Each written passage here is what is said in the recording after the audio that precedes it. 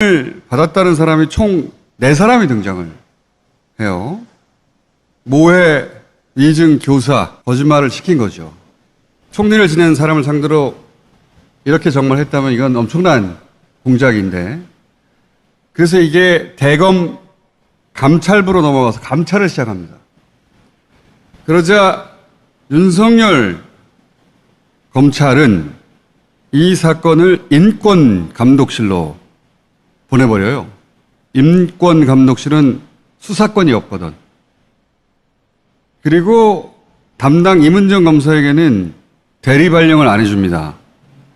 공소장도 다 써뒀는데 범죄 혐의를 확인을 했다는 얘기인데, 이후에 박범계 장관이 와서 이제 겸직 발령이라는 걸 해요.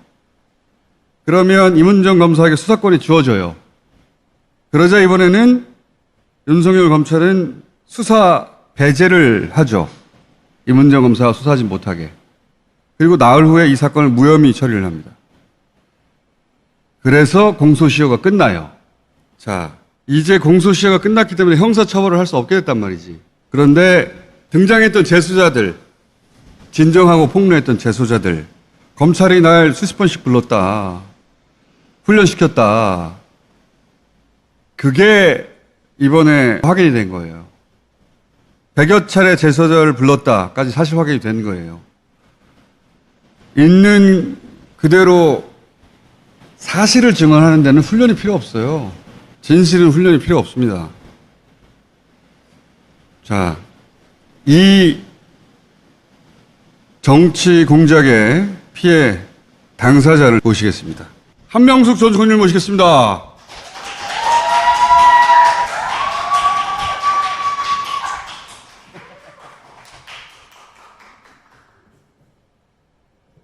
총리님 진짜 오랜만에 뵙습니다.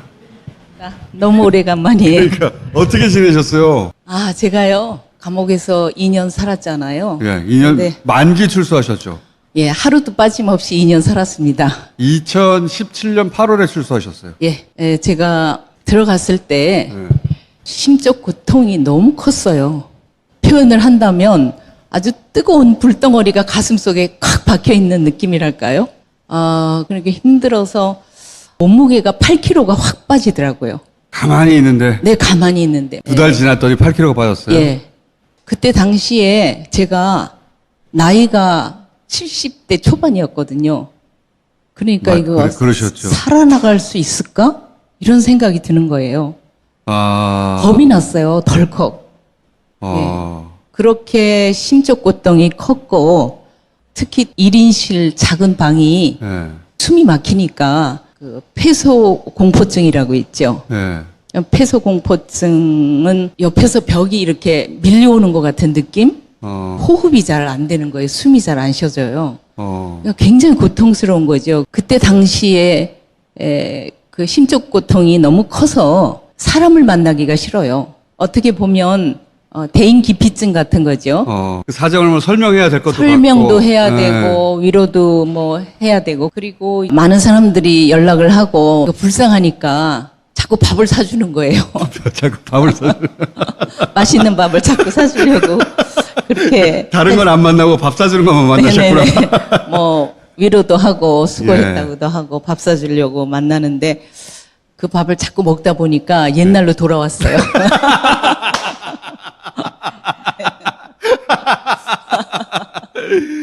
5년간 한 번도 인터뷰 요청에 응하지 않으셨어요, 그죠? 안 했죠. 네. 네. 그러니까 들어가는 날부터 계속해서 불덩어리를 이렇게 치유하고 계셨구나. 그때 당시에 지방자치 선거도 있어서 네. 도와달라는 사람이 많이 있어요. 누구는 도와주고 누구는 안 도와줄 수도 없고 여러 가지 입장이 난처하기도 하고, 한국 정치계를 좀 떠나 있고 싶었어요. 그래서 독일의 자유베를린 대학에 에서 초청을 받아가지고 제가 독일로 갔죠. 가시기 전에 제가 잠깐 뵀는데. 그랬죠. 그래서 독일로 가서는 현장을 떠나니까 힐링도 되고 또 휴식도 되고, 그리고 독일이란 나라는 우리보다 먼저 분단을 극복하고 통일을 한 나라잖아요. 옛날에 어렸을 때 엄마 아버지가 평양에 사셨어요. 그래서 피난을 내려왔죠. 6살쯤 됐었는데 어렴풋한 기억이 있어요. 그래서 제가 평화 문제에 대해서는 다른 어떤 사람보다도 관심이 많아서 그쪽의 그 분단을 극복한 여러 가지 흔적들 그런 것을 보면서 연구도 하고 그러면서 감동을 많이 받았어요. 그래서 두 번째 갔을 때는 중요한 사람들 인터뷰도 하고 그런 책도 하나 써야 되지 않나 이런 생각도 했죠. 바쁘셨구나, 나름대로. 네네. 많이 힐링이 돼서 이제 돌아왔어요. 그런데 이제 언론 인터뷰를 왜 안 했느냐. 예. 솔직하게 얘기할게요. 제가 언론에 대한 평가는 굉장히 인색해요. 그럴 수밖에 없죠. 네. 재판을 받거나 수사를 받을 때 언론이 두 발로 쫓아다니면서 취재도 하고 이렇게 해야 되는데 법조 기자들은 검찰에서 주는 그 사안을 그냥 받아쓰게 하는 정도? 네, 그런 정도예요. 그랬죠. 네. 지금은 유튜브도 생기고 네. 조국 사건이나 이런 것들을 누가 어떤 얘기를 했고 어떻게 진행된 것이 유튜브를 통해서 다 방송이 되니까 지면은 일방적으로 그렇죠. 그 예, 검찰발 예. 뉴스를 써도 유튜브나 네네. 인터넷에서는 또 반론이 나오죠. 그렇죠. 그렇게 근데 되는데 총리님 시절에는 예. 그게 없었어요. 없었어요. 네. 전혀 없었어요. 그러니까 기자들이 재판을 시작하면 굉장히 많이 한 20명씩 모여요. 그래서 앞자리 딱 차지하고 있지만 검사들이 하는 신문이 끝나면 확 다 나가버려요. 그러니까 그리고 변호인이 하는 반대 신문은 신문은 아예 씻지도 않아. 씻지도 않아요. 예. 이런 식으로 되다 보니까 아니땡 굴뚝에 연기 날까? 한명숙이라고 안 받았겠어? 이런 식의 기사가 인터넷에 다 도배가 되는 거예요. 저는 꼼짝을 할 수가 없는 거죠. 한겨레조차 그랬어요. 더 심했어요. 솔직히 말하면. 맞아요. 예. 제가 한겨레 처음 시작할 때 예. 정말 가난했을 때 어렵게 돈 모아서 기금 모금 같이 한 신문사인데 너무 속상했어요. 그래서 한겨레 끊어버렸어요, 그때. 그런 상황이어서 제가 신뢰가 없고요. 그러나 뉴스타파에서 뉴스타파가 이 건은 큰 공을 세웠어요. 그렇죠. 네. 뉴스타파에게 너무 고맙죠. 위로를 받았어요. 네. 이 사건은 1심에서는 무죄였거든요. 네. 2심에서 이제 이게 완전히 뒤집혔는데. 네네. 근데 당시 판사가 정영식 판사였는데 그때 왜 저하고 주진우하고 네네네. 총리님 찾아가가지고 이 판사는 무조건 유죄를 때리기로 돼 있으니까 내용 볼 것도 없고 기피 신청해야 된다고 제가 그렇게 말씀드렸잖아요. 근데 그때 들었어요. 네. 그때 총리님이 뭐라고 하셨냐면 니들이나 조심해. 그때 총리님은 물론이고 그 변호인단도 상상도 못했죠. 그럼요. 의자에 돈 놨다는 그 사건은 1심에서 3심까지 다 무죄를 받았어요. 그러니까요. 첫 번째 네. 1차 검찰의 사건. 작전은 실패했어요. 네네, 실패했어요. 두 번째 작전이 들어온 거거든요. 네네. 그때. 예. 그래서 1차는 실패했지만 무죄가 날 줄을 검찰이 알았다고 봐요. 그러니까 미리부터 또 하나를 별건을 준비한 거예요. 그래서 무죄가 나는 그 전날 예, 또 다른 별건 사건을 동아일보에 터뜨렸어요. 맞습니다. 네. 두 번째 사건도 네. 한만원 씨도 자기가 검찰이 시켜서 그랬다고 하고 그래서 1심 무죄가 났어요. 네네. 무죄가 나서 그때 당시 이제 변호사들도 이거는 2심에 가서 뒤집어질 수가 없다 절대 라고들 하고 있었다는 건 저도 들었는데 근데 이제 저랑 주진우가 정영식 판사? 이 양반은 우리가 들은 바가 있거든요. 낙검수 때 국정원 쪽에서 와가지고 자꾸 깔보면 니네 정영식 같은 사람 보내가지고 꼬린 시킨다. 감옥에 넣는다는 소리죠.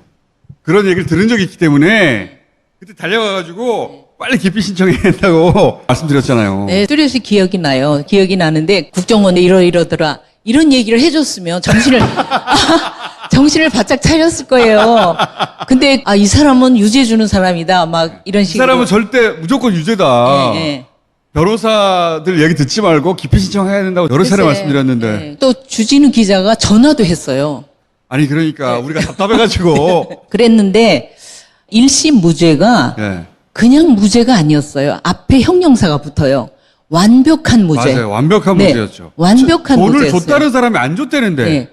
그러니까 돈을 받은 사람도 없고 준 사람도 없는데 다른 사람이 나는 안 줬다고 했잖아요. 예, 그래서 책을 쓸 때도 거기다 썼는데 네, 책 쓰셨어. 최근에 한명숙의 진실. 예. 판결을 할 때 낭독을 하잖아요. 예. 판결문을. 피고인은 일어서야 됩니다. 대개는 뭐 짧으면 5분, 길면 15분 예. 이런 정도의 판결문을 한다고 알고 있었거든요. 네. 그랬는데 이분이요 2시간 정도 그런 정도의 판결문을 낭독하셨어요. 그렇게 오래 서 있으니까 이 다리가 마비가 되는 거예요. 신발을 벗었어요. 맨발로 땅바닥에 섰어요. 그렇게 무죄를 받았는데 2심은 재판도 설렁설렁했어요. 재판을요 인정신문하고 선고를 빼면 3번밖에 안 했어요. 그러니까요. 네. 그 양반은 내용에 관심이 없었다니까요. 예. 재판은 형식적으로 대충 하고 결론이 정해져 있는데 뭐. 네네. 상상도 못했어요. 1심 재판관이 뭔지만큼이라도 의혹이 있을 수 있다. 그러면 이것은 왜 증거가 안 되고 이것은 왜 증거가 되고 이런 것을 다 말했기 때문에 1심 완벽한 판결문이 굉장히 꼼꼼해요. 네네 굉장히 꼼꼼하고 완벽한 판결문이어서 잘 쓰여진 판결문입니다, 아주. 그래서 우리가 그걸 뒤집을 거라는 건 상상도 못하고 기피 신청을 할 네. 수 없을까 제가 물어봤어요. 그랬더니 나한테 걱정하지 말라고. 그래서 저도 이제 동의를 하고 변호인단은 법의 눈으로 보면 네. 그죠? 걱정할 일이 하나도 없죠. 예, 법의 눈으로 본 거죠. 근데 이 사건은 법이 시작한 사건이 아니잖아요. 아, 정말 어떻게 법이 이렇게 악용될 수 있는가? 검찰이 정치 공작의 편에 들어서 그쪽을 맞춰준다고 했을 때 나라의 기강은 무너지는 거거든요. 소름 끼치더라고요. 정말 아찔했어요. 무죄 판결 나기 하루 전에 두 번째를 시작한 거잖아요. 왜 그렇게까지 총리님을 타겟으로 집요하게 작업을 했을까요? 나이도 70인데. 저는 검찰의 공작이 아니라고 봐요. 검찰의 뒤에 정치 권력이 있다고 저는 생각합니다. 저도 그렇게 생각합니다. 네, 그 정치 권력의 지시를 받아서 검찰은 충성을 다하는 거죠. 제가 이런 타겟이 될 만한 이렇게 거물 정치인이라고 생각해 본 적이 없어요. 그런데 이제 제가 복귀를 해보면 노무현 대통령이 이제 세상을 떠나시고 그리고 제가 장례위원장이 됐잖아요. 저도 그때가 시작이라고 봅니다. 장례위원장. 저는 사실 이해찬 총리님이 행정에 밝고 경험도 많으시고, 그래서 이해찬 총리님이 하시는 게 좋겠다는 얘기를 했었는데, 뭐, 여러 가지 고심 끝에 제가 했으면 좋겠다, 이렇게 얘기가 됐어요. 그런데 장례를 통해서 국민들의 분노가 폭발을 하고, 그리고 노무현 대통령의 리더십이 재인식되고, 이러면서 국민의 정서가 이명박 정부에 대해서 굉장히 공격적으로 됐거든요. 저는 이제 장례위원장이었기 때문에 그 많은 사람들을 위로해야 됐고 받아 안아야 됐고 그런 상황 속에서 제가 관역이 될 수 있는 하나의 서곡이라고 봐요. 서곡. 노무현 장례위원장으로 추도사를 하셨잖아요. 그 추도사가 결정적이었다고 저는 생각하는데 당시 이제 이명박 정권이 노무현 대통령 서고로 민심이 결집할 걸 굉장히 두려워했단 말이죠. 근데 그 구심점이 한명숙이 되는 거 아니냐. 그러면서 서울시장도 나오시고 차기 대권의 위험 요소가 될 것 같다. 그때 아마 이 제거 대상에 오른 게 아닐까. 사람들이 그때 마음 줄 곳을 찾고 있었거든요. 전 국민을 울린 죄다. 죄목이 그렇다. 이런 얘기를 많은 맞아요. 사람들이 해줬어요. 장례 치르고 좀 지난 후에 그때 한번 뵀었는데 장례식 동안은 울지 않다가 끝나고 나서 갑자기 울음 터지셨다면서요. 그게 나중에 몰려왔어요? 8일 동안에 한 10시간 잤을까요? 네. 장례위원장으로서 해야 할 일이 엄청나게 많았어요. 그렇게 일을 하다 보니까 울 시간도 없고 네, 네. 국민들이 너무나 침통해하고 슬퍼했기 때문에 다 보듬어 안아야 되고 그러다가 이제 집에 돌아와서 한잠을 자고 일어나서 그냥 울음보가 터지더라고요. 그냥 뚝이 무너진 것 같았어요. 얼마나 오랫동안 울었는지 건강도 많이 상하고 힘들었던 기억이 나네요. 한 달 내내 우셨다면서요. 그때 제가 들었던 기억이 갑자기 예, 나서. 저는 이제 정치인이라 사람들이 좀 알아보잖아요. 네. 요즘 이제 마스크를 써서 잘 못 알아와서 너무 편리해요. 예.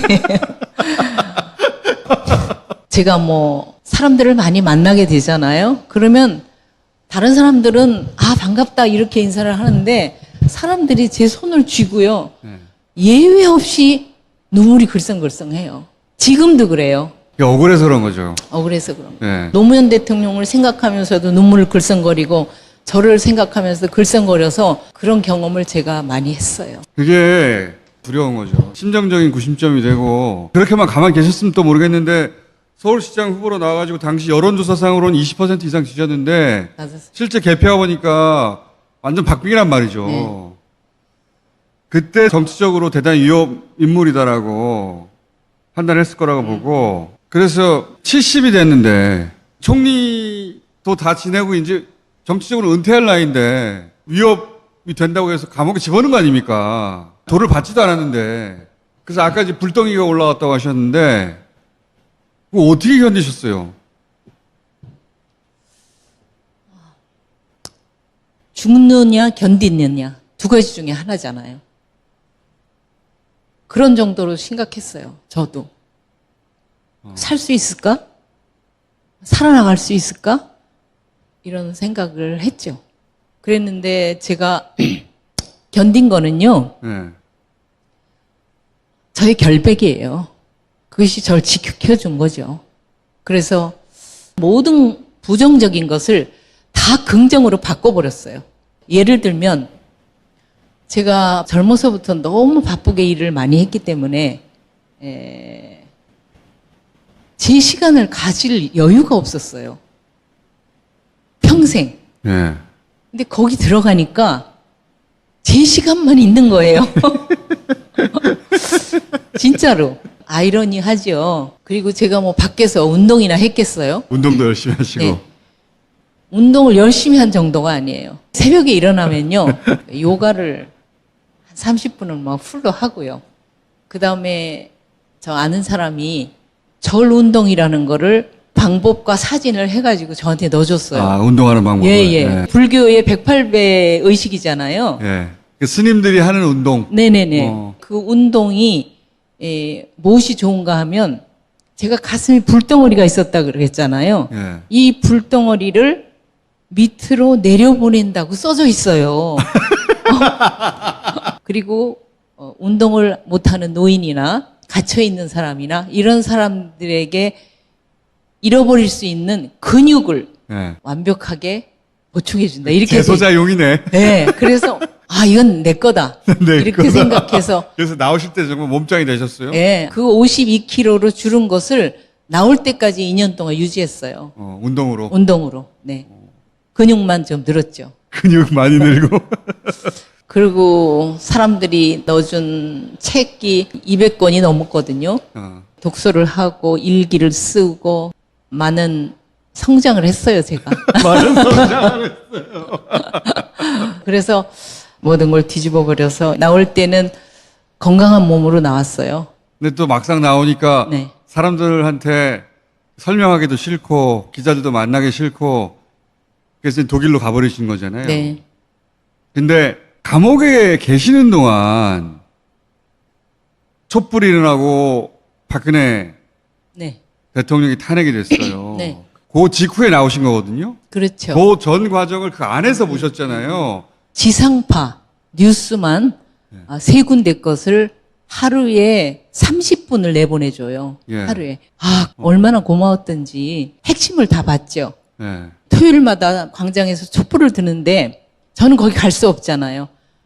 그러나 저는 정말 마음과 몸을 정갈하게 하고 그 시간이 되면 마음의 촛불을 켰어요. 그래서 광장에 있는 그 사람들이 노래 부르면 나도 노래 부르고요. 그렇게 하나가 됐고요. 정말 너무 기뻤고요. 우리나라가 제대로 이제 일어서겠구나 하는 희망이었어요. 근데 거기서 한 가지 걱정이 있었어요. 우리나라 역사를 보면은 4.19 때 그렇죠. 민주항쟁이 일어났지만 누가 대통령이 됐어요? 쿠데타 일어났잖아요. 5.18이 있었죠. 마찬가지였고. 네. 김대중 대통령님 감옥에 가시고 그다음에 전두환 군사정권이 이어받았어요. 예. 그다음에 60항쟁이 있었잖아요. 노태우가 나왔죠. 그러니까요. 예. 그래서 결과가 어떻게 될까에 대한 불안감, 걱정 이런 거 있었어요. 그런 얘기들 많이 했죠. 그때도. 아, 예. 그랬는데 우리의 촛불이 이렇게 훌륭할 수가 없어요. 완벽하게 민주적인 절차를 거쳐서 탄핵을 하고 파면을 하고 예. 그리고 대선이 이어졌잖아요. 완벽했죠. 완벽하게 예. 우리 역사에 처음 있는 일이죠. 처음 있는 일이에요. 예. 그래서 촛불에서 예. 탄핵에서 네. 대선까지. 그러니까 감동이 말할 수도 없었죠. 내가 안 나가도 좋을 정도로 안 나가도 네. 그래도 나가는 게 더 좋지. 그런 정도로 너무 기뻤어요.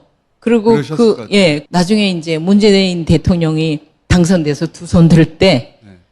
아, 그때 그냥 엉엉 울었어요, 저는.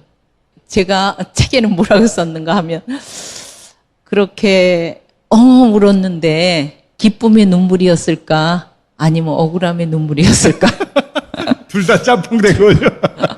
기쁘기도 뭐 어마어마하게 기쁘고. 자, 제가 이제 모신 이유가 여러 가지가 있지만 책이 나와서도 중간쯤 읽었는데 기억이 새록새록 하더라고요. 김경수 지사가 네네네.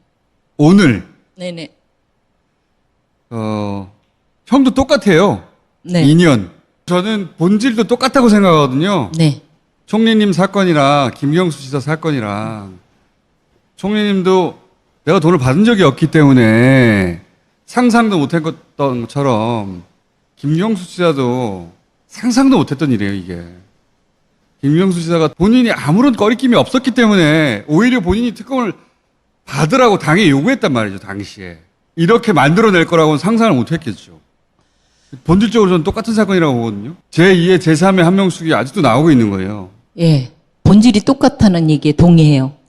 저도 그렇게 생각하고 있었어요.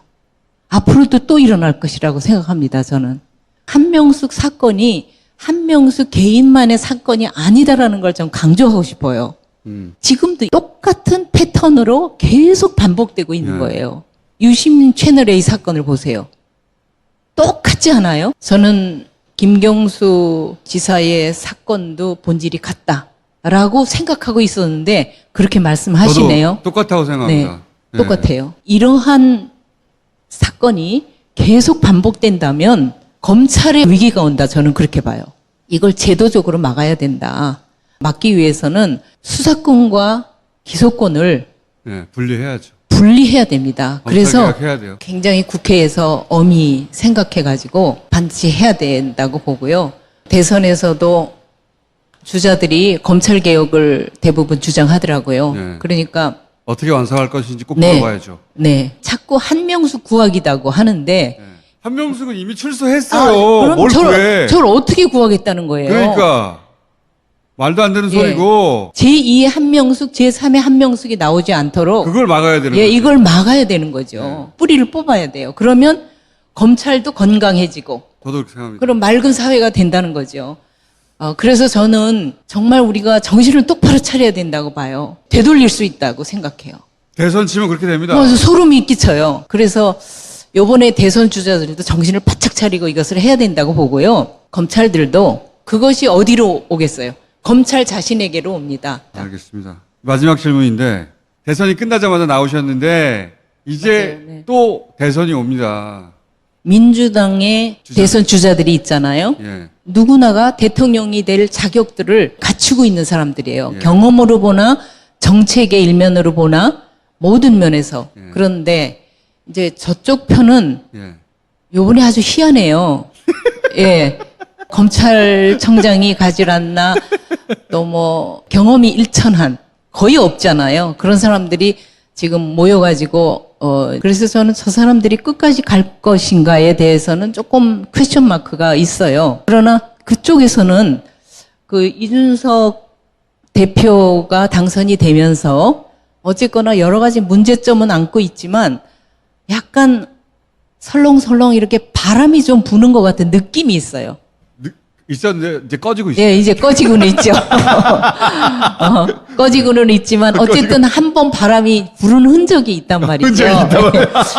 그런데 이제 우리 쪽은 국회에 정말 인재들이 많이 들어갔잖아요. 좋은 인재들을 가지고 있는데 약간 답답하다는 느낌이 있거든요. 또 지금 요즘 또 바람이 조금씩 불기 시작했어요. 네. 정권 재창출 반드시 해야 된다는 절실함.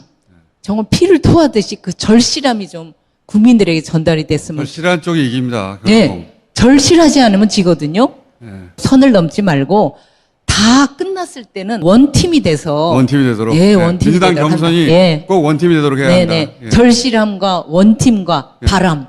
예. 아니, 총리님, 네. 이제 가끔 나오셔야 되겠는데 말문 아니. 터졌는데. 아니 제가 있잖아요. 이번 한 번만 하면 안 나가고 싶어요. 저 많이 긴장하고 떨었거든요. 말을 그렇게 많이 하셨는데 뭐야. 총리님 오늘 여기까지 하겠습니다. 네, 감사합니다. 감사합니다. 네, 네, 네.